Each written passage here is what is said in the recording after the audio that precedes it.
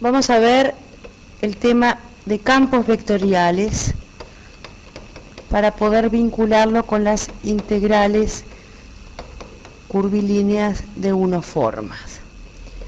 Por definición, un campo vectorial es una aplicación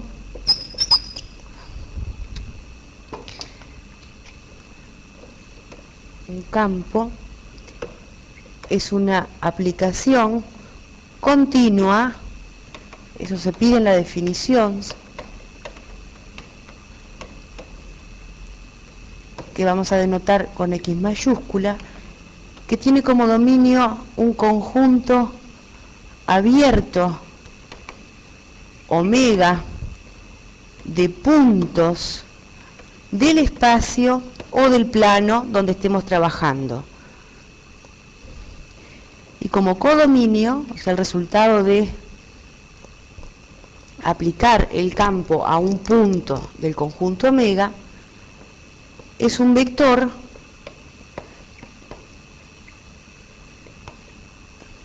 del espacio o del plano según donde estemos trabajando. Por lo tanto, X aplicado a un punto es un vector y P es un punto de omega. En particular puede ser la aplicación constante, en que a todos los puntos de omega le corresponde el mismo vector. Si tomamos un sistema de ejes coordenados en el plano o en el espacio, según donde estemos trabajando, a cada punto P de omega le corresponde una terna de coordenadas X y Z, o sea que en lugar de escribir P, escribimos X y Z, que son las coordenadas de P. Y el resultado de aplicar a P el campo vectorial es un vector que va a tener como componentes A, B y C, si estamos en el espacio, o sea, A que depende de X y Z, B que depende de X y Z, y C que también depende de X y Z, y que por definición son funciones continuas de tres variables. O sea, en el espacio, dar un campo es dar en definitiva tres funciones reales continuas, definidas en omega, de tres variables cada una. En el plano es dar dos funciones continuas, A y B, definidas en omega, de dos variables cada una, X e Y. No hay que confundir entonces las coordenadas del punto con las componentes del vector resultado del campo vectorial. Las componentes del vector X mayúscula son función de las coordenadas del punto P. Por ejemplo, en el plano,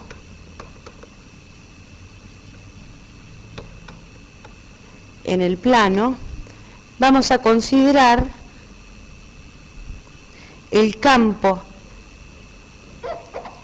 X, que tiene como componentes menos Y sobre X2 más Y2, X sobre X2 más Y2, que no está definido para todos los puntos del plano, sino solamente para los puntos de un abierto omega que consiste en todo el plano, que lo identifico con R2 en el sistema de coordenadas elegido, sacando el origen, ya que en el origen se anula un denominador y el campo no está definido.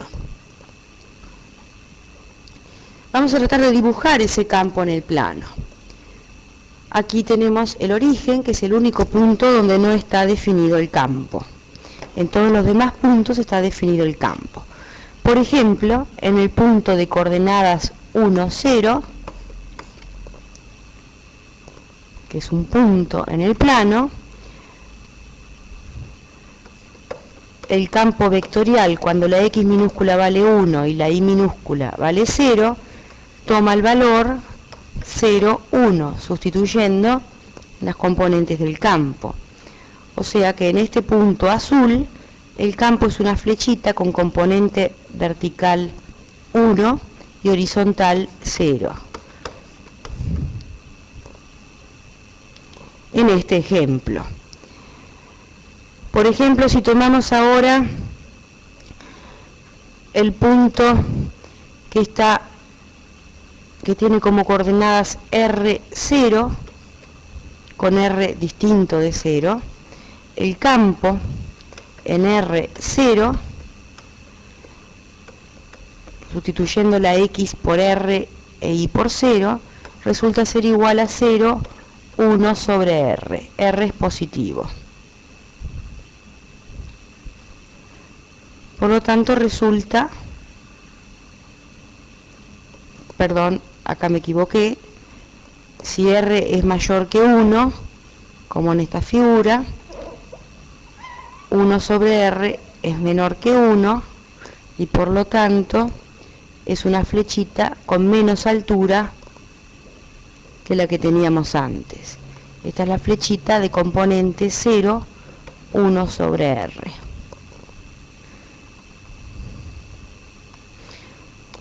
Uno puede tratar de dibujar la flechita correspondiente al valor del campo en cada punto del plano, bueno, no en todos, pero en muchos puntos del plano. Por ejemplo, en el punto de coordenadas 1, 0, ya lo tenemos dibujado, 0, 1, aquí vamos a tener una flechita horizontal. En el de coordenadas menos 1, 0, sustituyendo, vamos a tener una flechita así. Observen que este campo cumple que si x cuadrado más y cuadrado es igual a 1, o sea, si estamos en la circunferencia de centro en el origen y radio 1, el valor del campo es igual a menos i x, por lo tanto, es un campo que tiene norma 1,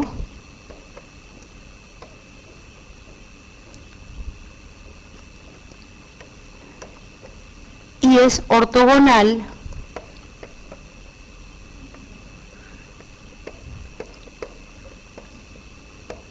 al vector P menos O de componentes X, Y.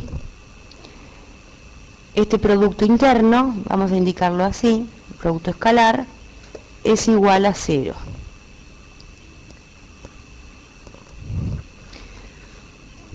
Por lo tanto, el campo, a lo largo de los puntos de la circunferencia de radio 1, es ortogonal al radio y tiene módulo 1.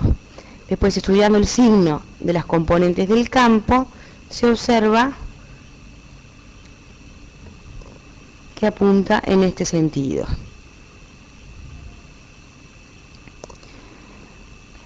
Y cuando el punto P dista del origen una distancia R, se puede demostrar, o sea, si x2 más y2 es igual a r cuadrado, entonces, sustituyendo x e y en las componentes del campo, resulta que el módulo del valor del campo es 1 sobre r.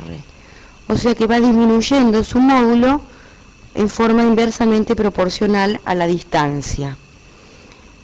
Y se sigue manteniendo la propiedad de que es ortogonal al vector P menos O, o sea, al vector de coordenadas X, Y, y estudiando el signo de las componentes del campo, se observa que tiene este comportamiento. Cuanto más lejos del origen estamos, más pequeño es el módulo del campo. Y cuanto más cerca del origen estamos, más grande es el módulo del campo. Uno representa el campo dibujando en algunos puntos del plano, puntos de coordenadas X e Y, el vector de componentes A y B, donde A y B son las funciones dadas componentes del campo X.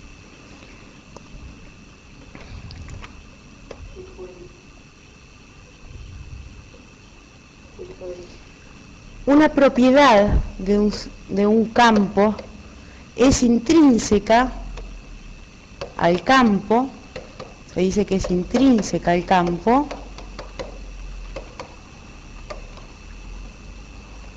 si se mantiene la propiedad aún cambiando el sistema de coordenadas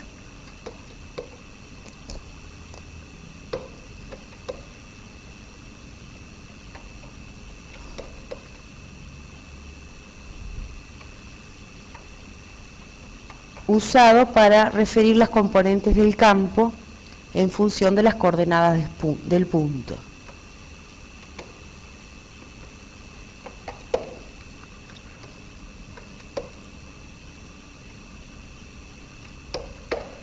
Ustedes saben que cuando se cambia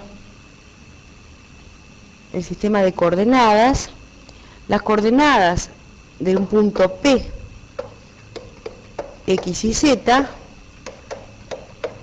se transforman en el nuevo sistema en las coordenadas X barra, Y barra, Z barra, donde X barra, Y barra y Z barra se obtienen de X y Z a través de una matriz 3×3 invertible de términos reales, que es la matriz de cambio de coordenadas, y las componentes A, B y C del campo X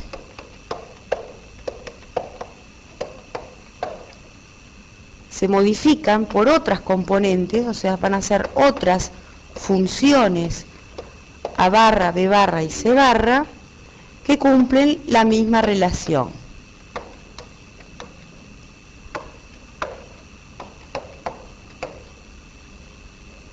Se obtienen de ABC multiplicando por la misma matriz invertible. Por ejemplo, la propiedad de que el campo sea de clase C1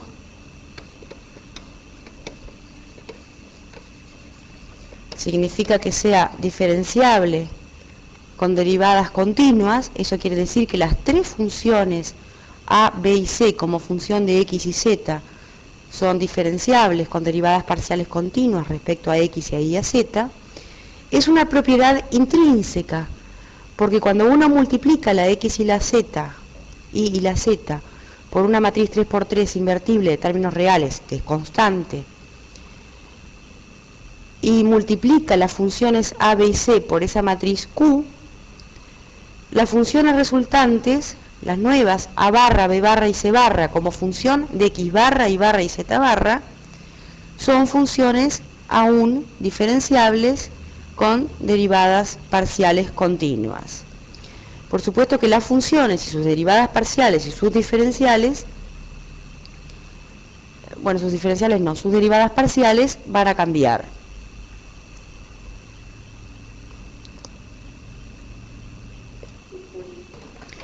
Por lo tanto, X de clase C1 es una propiedad intrínseca. Vamos a definir, dado un campo,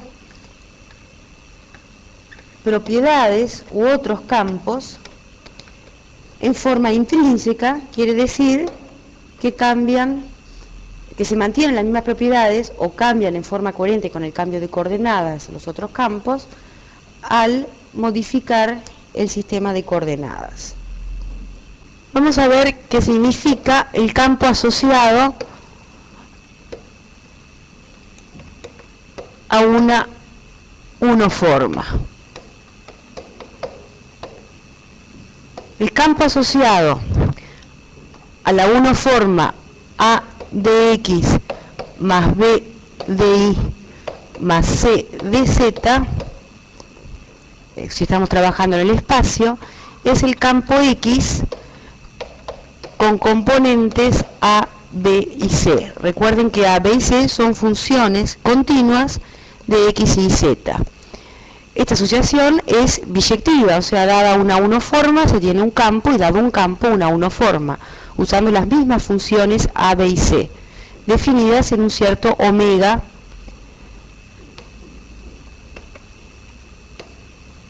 de el espacio o del plano según sea nuestro interés. Se define como circulación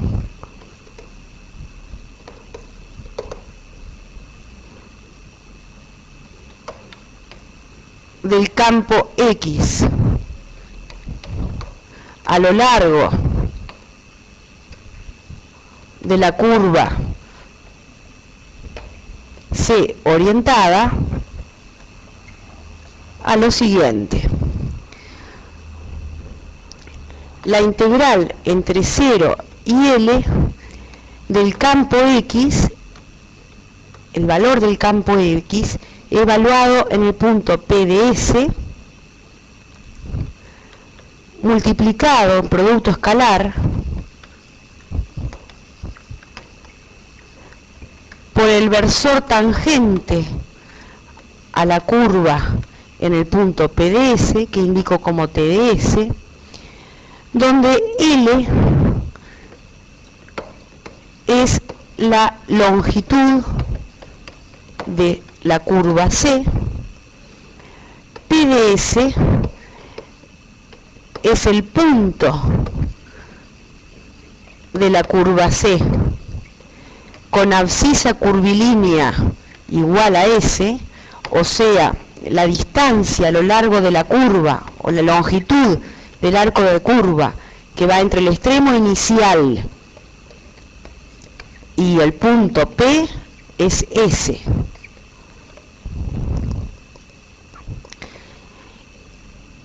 Y T flechita de S es el versor tangente a C, a la curva C, en el punto P de S, o sea, vector que tiene dirección límite de las cuerdas, o sea, dirección tangente, norma 1 y sentido, el sentido en que se recorre la curva, o sea, el sentido de la orientación de la curva dado. La notación que se utiliza para indicar la circulación de un campo X a lo largo de una curva C orientada, la notación es la siguiente. Esto es notación. ¿Por qué se justifica esta notación en donde no aparece ninguna integral con respecto a ninguna variable? Se integra sobre una curva C. Es debida a la siguiente observación. La circulación es intrínseca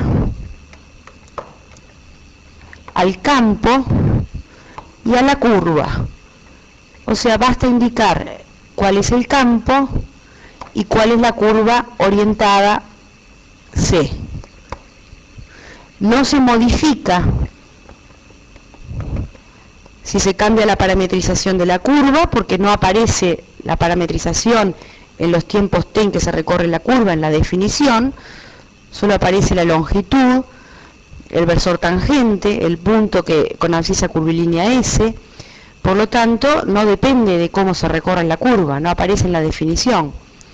Y tanto la longitud L como la abscisa curvilínea S y el versor tangente son intrínsecos a la curva, no dependen de la parametrización. Y por otro lado, no dependen del sistema de coordenadas ortogonales, siempre que sea ortogonal, elegido para definir las componentes del campo, ni las componentes del versor tangente, ya que no aparecen las componentes X y Z en la definición, y si se cambia el sistema de coordenadas por otro ortonormal, el producto escalar de dos vectores no cambia. En esta definición, lo que está a la derecha es lo que define el símbolo que está en rojo a la izquierda.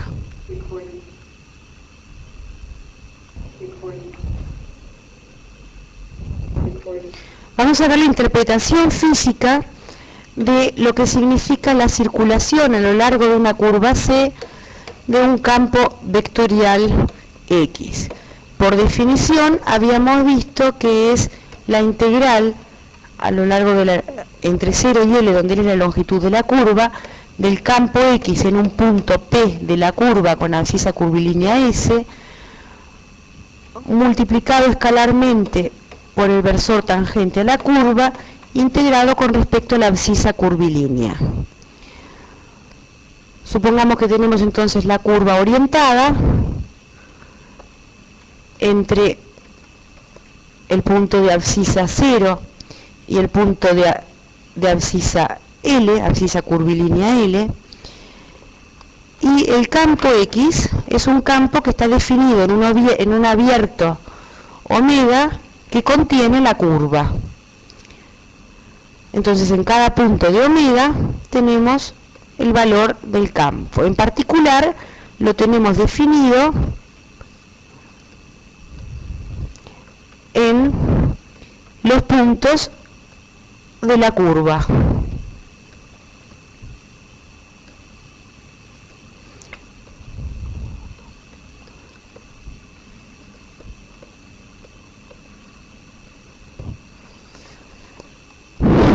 Eso que está en azul es el campo X, en cada punto de un abierto omega que contiene a la curva. Está definido mucho más que sobre la curva. El versor tangente a la curva en cada punto, lo voy a indicar con rojo, tiene el sentido que indica la orientación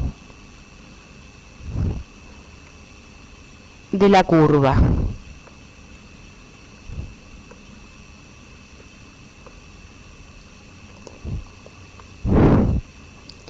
Lo que hacemos en cada punto de la curva es calcular el producto escalar del campo por el versor tangente.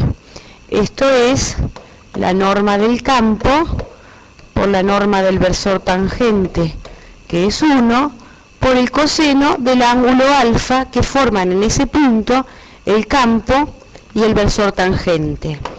Vamos a indicar el punto P de S con el campo X de S y el versor tangente en ese punto T de S, y entonces con verde este es el ángulo alfa. Quiere decir que si el campo es colineal con el versor tangente, el producto escalar es igual a la norma del campo.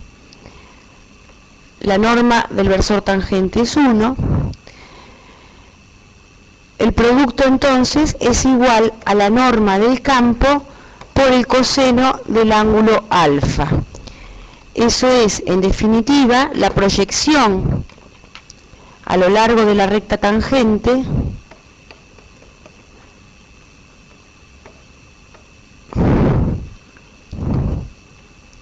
esto es módulo de X por coseno de alfa.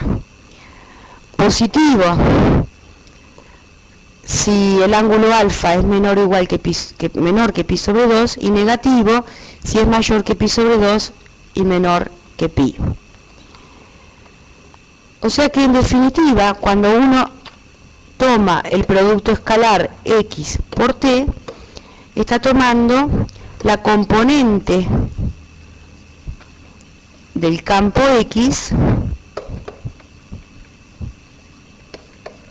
que es tangente, es como si descompusiera el campo X en dos componentes, una tangente a la curva y otra normal a la curva. La que es tangente con signo positivo, si forma un ángulo, si tiene el mismo sentido que el versor tangente, y con signo negativo si tiene sentido opuesto, la componente tangente es el producto escalar. Y lo que uno hace es integrar en esta integral ese producto escalar, o sea la componente tangente al campo, tangente del campo a la curva, multiplicado por el diferencial de arco, o sea, el diferencial de abscisa curvilínea o de longitud de la curva. En definitiva, entonces, uno toma la componente tangente al campo y multiplica por incrementos en la longitud de la curva, hace la suma de esos incrementos y el límite cuando los incrementos de longitud de la curva tiende a 0. Es el resultado neto de la parte del campo, la componente del campo que no atraviesa la curva, sino que circula a lo largo de la curva.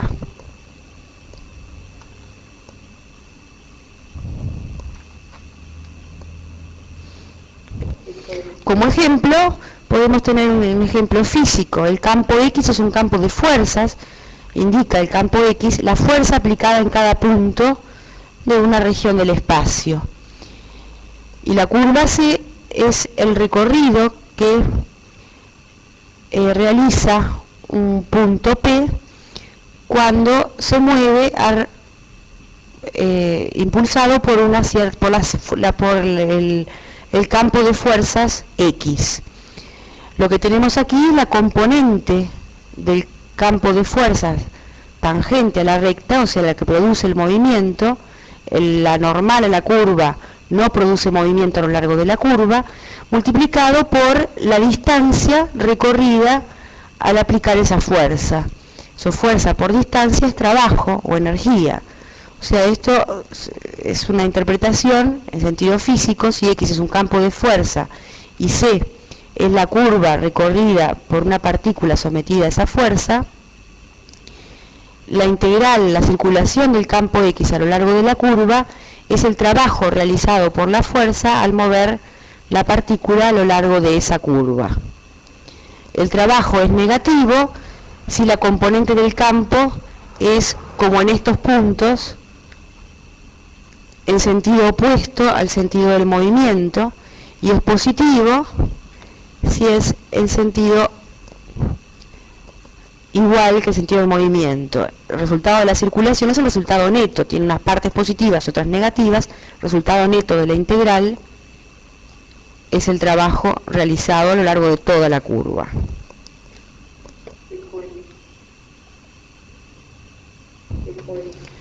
Bueno, vamos a ver cómo se calcula una circulación. No es precisamente aplicando la definición directamente, sino usando la siguiente propiedad. La circulación a lo largo de una curva C de un campo X, que se denota de esta manera, es igual a la integral curvilínea a lo largo de C de la 1 forma L asociada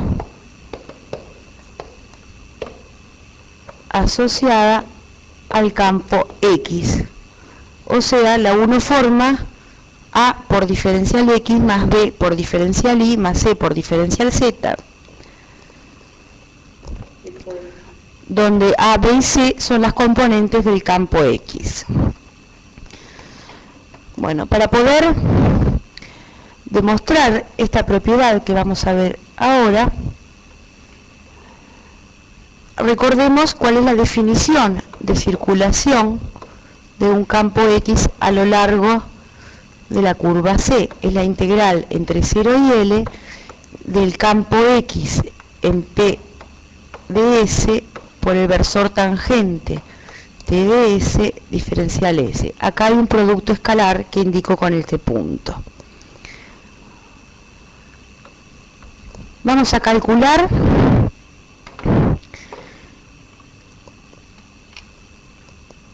esta integral parametrizando la curva C con una parametrización P igual P de T, T variando en un intervalo AB.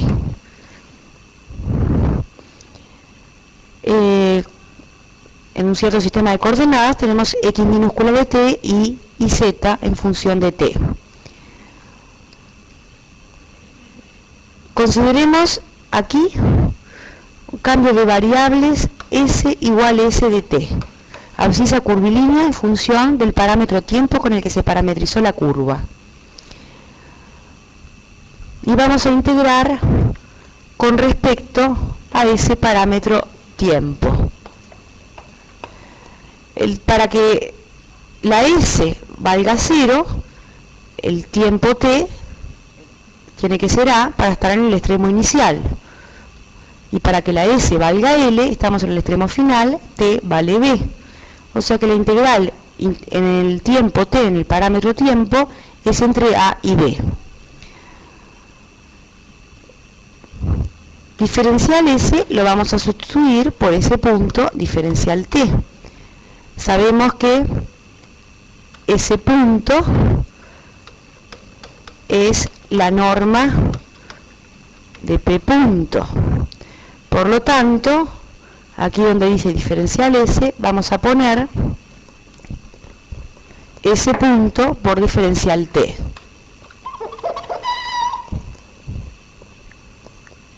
Que es la norma de P punto por diferencial T. Ahora vamos a calcular el producto escalar del campo X por el versor T. Para eso recordemos que el versor T es el vector P punto dividido su norma. Estamos haciéndolo sobre curvas regulares o regulares a trozos. El vector P punto es un vector no nulo, con una parametrización adecuada si la curva es regular. Y si es regular a trozos, integramos en cada trozo donde es regular. O sea que el versor tangente está definido.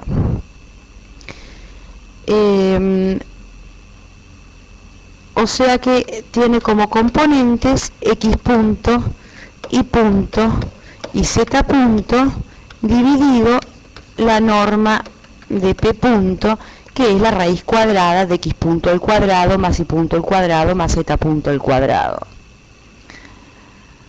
Por otro lado, el vector, el campo vectorial, tiene componentes A, B y C que dependen de X y Z, que a su vez dependen de T, que a su vez dependen de S, que a su vez depende de T.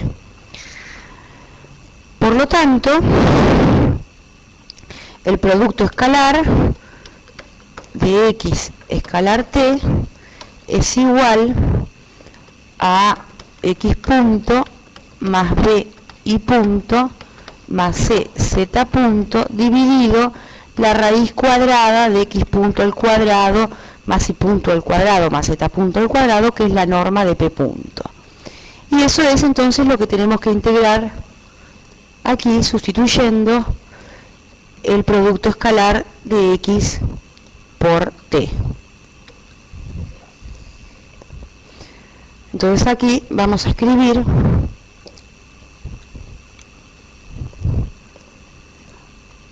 a X punto, A, B y C dependen de X y Z, X y Z dependen de S, porque P depende de S y S depende de T, dividido la norma de P punto.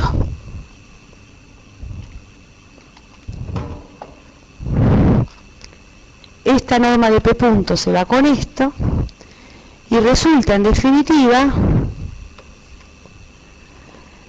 que esa integral es la integral a lo largo de la curva C de la 1 forma A de X más B de Y más C de Z, que era lo que se quería demostrar, o sea, la integral de la 1 forma asociada a X.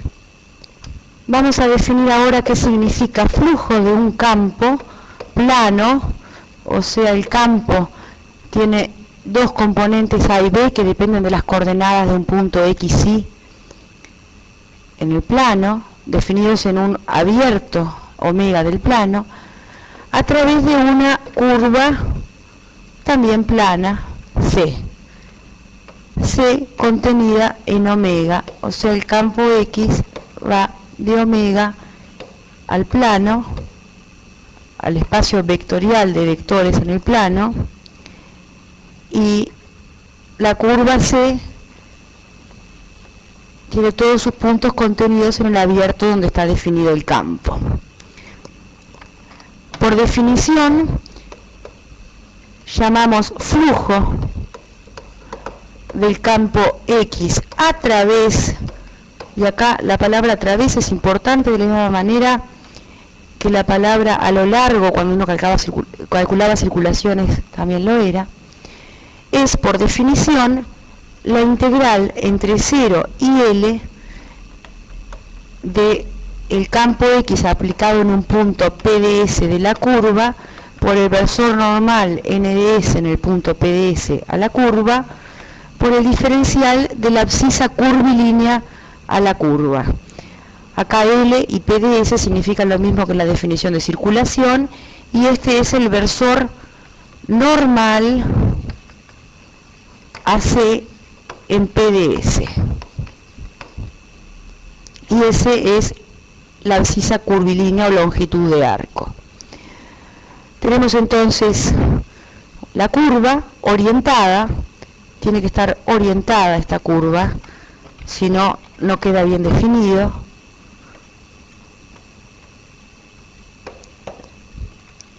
Al tener la curva orientada, tenemos un versor tangente a la curva, y habíamos tomado siempre como versor normal el que se obtiene girando el versor tangente pi sobre 2 en sentido antihorario positivo. Sentido antihorario. Esto es pi sobre 2. La interpretación física del flujo es similar. Vamos a hacer un razonamiento similar a lo que hicimos para la interpretación física de la circulación. Lo único que pasa es que ahora, como diferencia, tenemos la componente del campo que es normal a la curva, en vez de tener la componente que es tangente a la curva. Descomponemos el campo en dos componentes, una normal y otra tangente, tomamos la componente normal a la curva.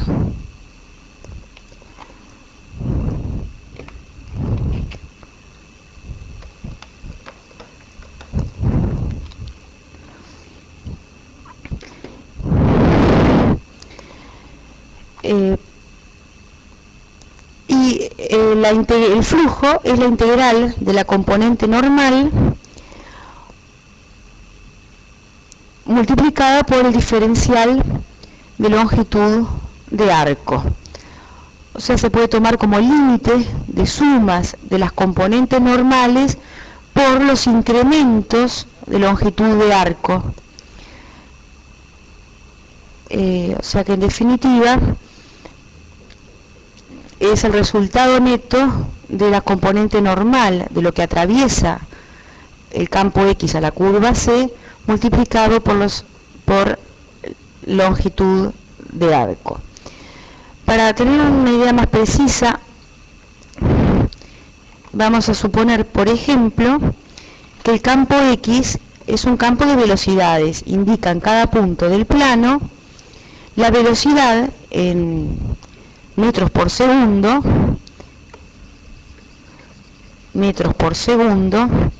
de un fluido plano que se mueve a lo largo del plano. Al tomar la componente normal a la curva, tenemos de esas dos velocidades cuál es la velocidad que atraviesa a la curva. La componente tangente a la curva, dada parte del movimiento que corresponde a lo que se mueve a lo largo de la curva. Esto también es metros por segundo a través de la curva.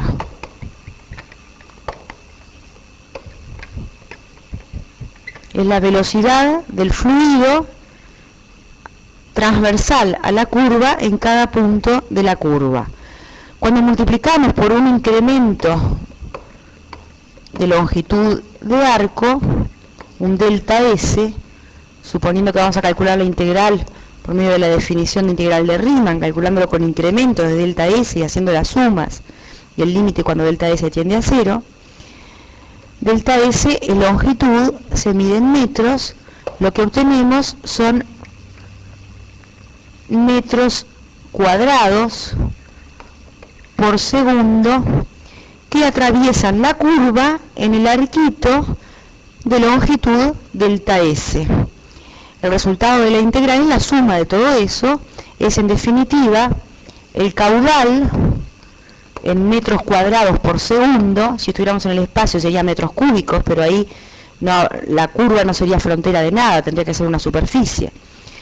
El caudal en metros cuadrados por segundo del fluido a través del fluido plano a través de la curva. Resultado neto.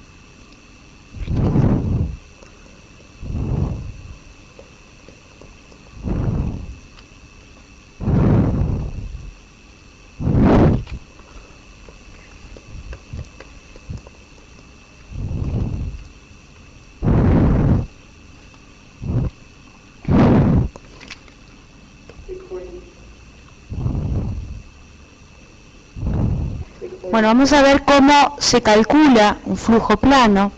Primero vamos a ver que por la definición que teníamos de flujo, la integral de 0 a L de X de P de S multiplicado escalarmente por el versor normal en la curva, por el diferencial de longitud de arco,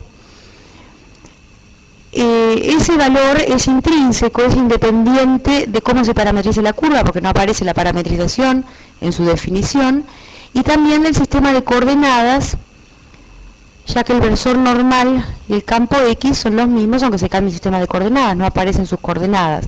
Siempre que se cambie un sistema de coordenadas ortonormal para que el producto interno se calcule de la misma manera, tome los mismos valores. Entonces eso justifica la notación siguiente para el flujo, que es que prescinde del intervalo de integración la variable de integración, que es la siguiente. Se define entonces de esta manera el flujo a través de curvas planas.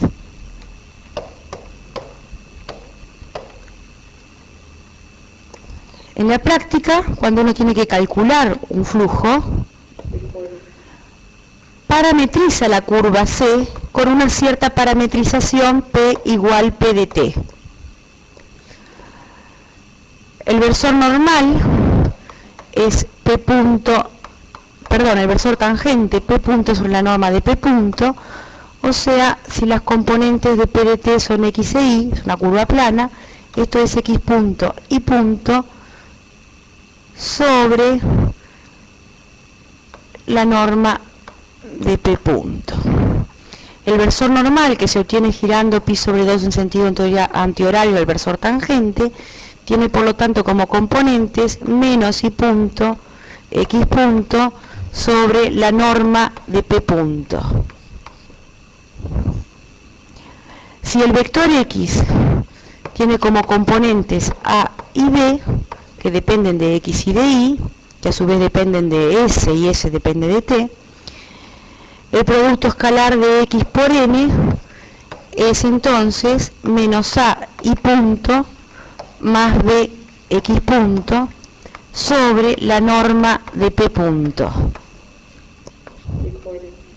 Por otro lado, el diferencial de S es S punto diferencial T, y ese punto es la norma de P punto.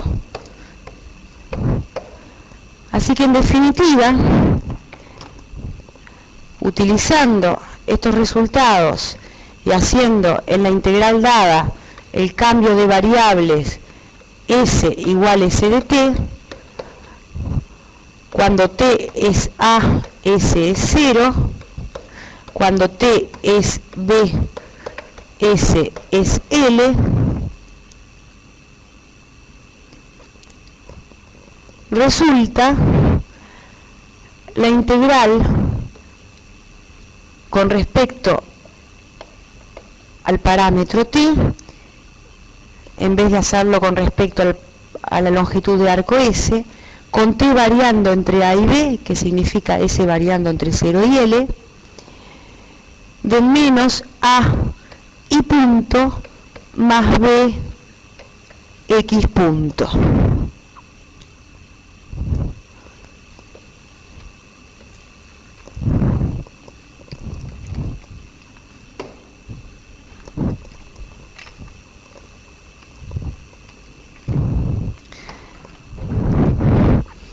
Por lo tanto, hemos obtenido el siguiente resultado que voy a recuadrar aquí. Si X es el campo de componentes A y B, tomamos no la forma asociada al campo X, sino esta otra que la llamo como L techo, que es B por diferencial X menos A por diferencial Y. Entonces, el flujo del campo X a través de la curva C es igual a la integral curvilínea de la uniforma L techo a lo largo de C. Así como habíamos visto que la circulación del campo X a lo largo de la curva C